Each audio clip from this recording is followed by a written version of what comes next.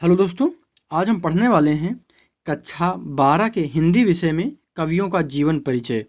और जीवन परिचय के इस श्रृंखला में हम पढ़ेंगे जयशंकर प्रसाद जी का जीवन परिचय। तो चलिए वीडियो को शुरू करते हैं। ये पार्ट दूसरा होने वाला है और यहाँ से आपकी परीक्षा में 5 नंबर का प्रश्न बनता है। और अगर आप चैनल पर नए हैं तो सब्सक्राइब जरूर करिएगा। चलिए वीडियो को शुरू करते हैं। यहाँ पर आप देखेंगे जयशंकर प्रसाद जी का जीवन परिचय। उसके बाद यहाँ पर हम शुरुआत करेंगे। जन्म कब हुआ था? 1890 ईस्वी में। और जन्म कहाँ हुआ था? जन्म स्थान हो जाएगा गोवर्धन सराय, काशी में जन्म हुआ था जयशंकर प्रसाद का। और पिताजी का नाम क्या था इनके? बाबू देवी प्रसाद। और माता का नाम क्या था? मुन्नी देवी। और इनका देहावसान कब हुआ था? 1937 में। हम आगे शुरुआत करेंगे यहाँ से जीवन परिचय की। और यहाँ से आप देखेंगे जयशंकर प्रसाद का जन्म कब हुआ था? 30 जनवरी 1890 को। 1890 ईस्वी में 30 जनवरी 1890 में जयशंकर प्रसाद जी का जन्म हुआ था। अच्छा, जीवन परिचय याद करने का एक बेहतर तरीका ये है कि आप लोग रट्टा न मारिए। रट्टा मारने से होता क्या है कि रट लेने से कुछ चीज़ें हो सकता है आप भूल जाएं कुछ दिन में, लेकिन उसको आप समझ कर जब याद करते हैं तो ज़्यादा दिन तक याद रहता है। कुछ लोगों को रटने से भी आसानी होती है। तो आप किस तरह से लिखते हैं बोर्ड परीक्षा में ये मायने नहीं रखता, ना ही कोई देखने जाता है। आपने लिखा है और जो चीज़ें लिखी हैं वो सही होनी चाहिए। बाकी आपने रट कर लिखा या समझ कर कोई नहीं देखता। लेकिन जहाँ तक हो सके उसको समझने का प्रयास करिए। जो चीज़ें समझ में ना आए उनको रट सकते हैं, बाकी समझने का प्रयास करिएगा पहले। चलिए हम आगे बढ़ते हैं। 30 जनवरी 1890 को जन्म हुआ था जयशंकर प्रसाद जी का। कहाँ हुआ था? काशी के गोवर्धन सराय में। इनके पितामह जो थे यानी जो बाबा थे, ये बाबू शिवरतन साहू दान देने में प्रसिद्ध थे। और इनके जो पिताजी थे ये बाबू देवी प्रसाद जी भी दान देने के साथ साथ कलाकारी का आदर करने के लिए विख्यात थे। इनका काशी में बड़ा सम्मान था और काशी की जनता काशी नरेश के बाद हर हर महादेव से बाबू देवी प्रसाद का ही स्वागत करते थे। हम आगे देखेंगे और आगे बढ़ते हैं।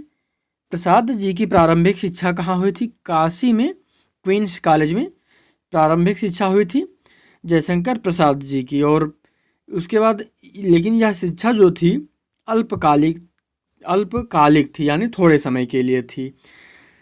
6ठे दर्जे में वहाँ शिक्षा आरंभ हुई और 7वें दर्जे तक ही वे वहाँ पढ़ पाए, यानी कक्षा 6 से कक्षा 7 तक ही वे क्वींस कॉलेज काशी में पढ़ पाए। उनकी शिक्षा का व्यापक प्रबंध घर पर ही किया गया, जहाँ संस्कृत और हिंदी का अध्ययन इन्होंने किया। यानी जयशंकर प्रसाद जी ने संस्कृत और हिंदी का अध्ययन किया घर पर। उसके बाद प्रसाद जी के प्रारंभिक शिक्षक श्री मोहनी लाल गुप्त थे। वे कवि थे और उनका उपनाम रसमय सिद्ध था। शिक्षक के रूप में वे बहुत प्रसिद्ध थे। आगे हम देखेंगे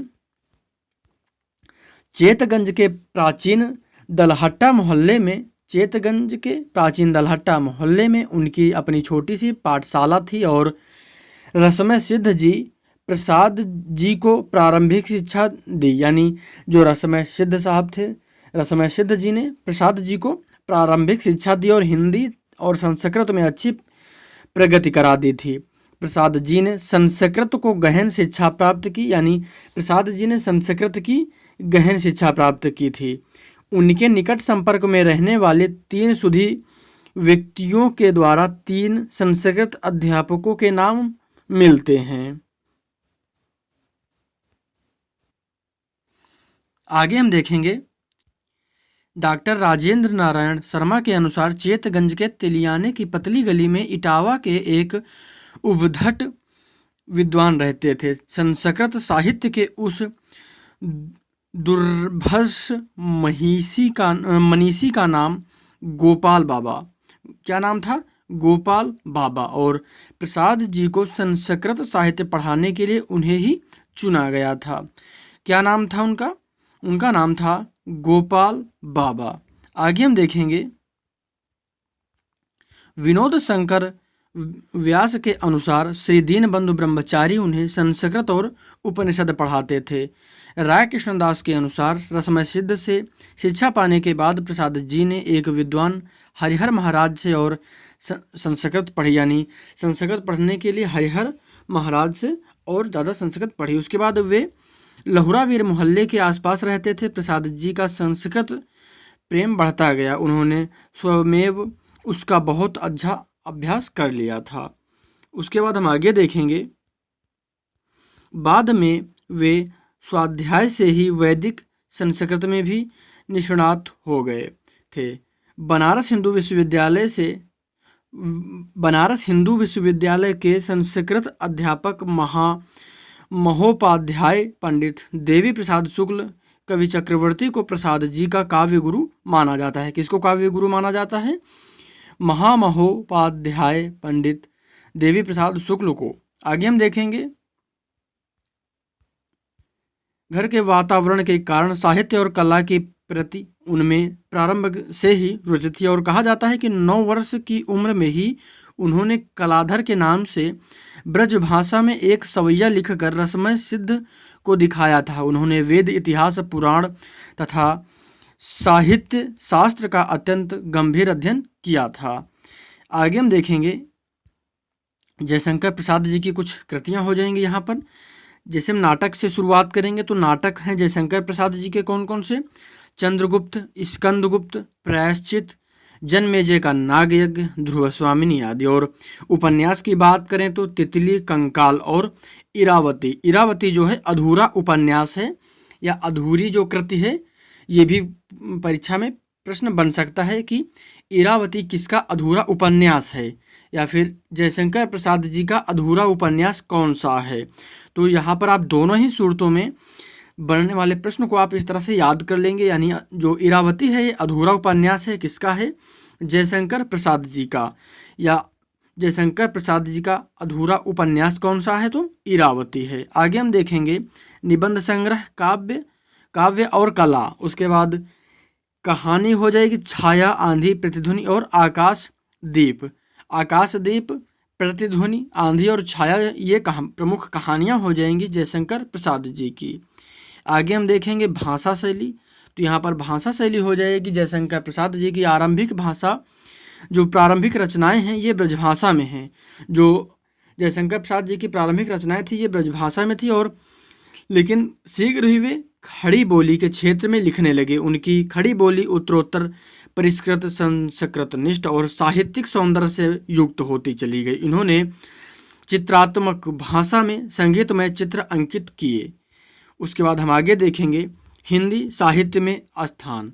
तो यहाँ पर आप देखेंगे डॉक्टर राजेश्वर प्रसाद चतुर्वेदी ने हिंदी साहित्य में जयशंकर प्रसाद जी के योगदान का उल्लेख करते हुए लिखा है, वे छायावादी काव्य के जनक और पोषक होने के साथ ही आधुनिक काव्यधारा का गौरवमय प्रतिनिधित्व करते हैं। ये वीडियो था जयशंकर प्रसाद जी का। तो इस वीडियो को आप चाहें तो 1 या 2 बार देख सकते हैं। और मैं जीवन परिचय जब से बताना शुरू किया है मैं हर बार यही कहता हूँ, कोई भी जीवन परिचय या कोई भी वीडियो आप देखें तो मुझे लगता है 1 या 2 बार जब आप देख लेंगे तो निश्चित तौर पर वो सारी चीज़ें आपको याद हो जाएंगी। जो चीज़ें आपको 1 बार में नहीं याद होंगी वो 2 बार में या फिर 3 बार अगर आप चाहें तो देख लें तो निश्चित तौर पर वो सारी चीज़ें आपको याद हो जाएंगी। और मुझे लगता है 2 बार देख लेंगे तो आपको पर्याप्त है, आसानी से सारी चीज़ें याद हो जाएंगी। बहुत ज़्यादा कठिन जीवन परिचय यहाँ पर नहीं है। ये वीडियो कैसा लगा आपको कमेंट जरूर करिएगा। और अभी तक चैनल को सब्सक्राइब नहीं किया तो सब्सक्राइब जरूर करिएगा। बोर्ड परीक्षा यूपी बोर्ड हिंदी कक्षा 12 का इस समय पाठ्यक्रम चल रहा है। ये पूरा पाठ्यक्रम मैं कवर करने का प्रयास कर रहा हूँ। इस वीडियो को ज़्यादा से ज़्यादा शेयर करिएगा अपने व्हाट्सएप ग्रुप, जितने भी आपके पास व्हाट्सएप ग्रुप हैं स्टडी रिलेटेड, उन सभी में इस वीडियो को ज़्यादा से ज़्यादा शेयर करिएगा। मिलते हैं अगले वीडियो में। ये वीडियो पूरा देखने के लिए आपका बहुत बहुत धन्यवाद।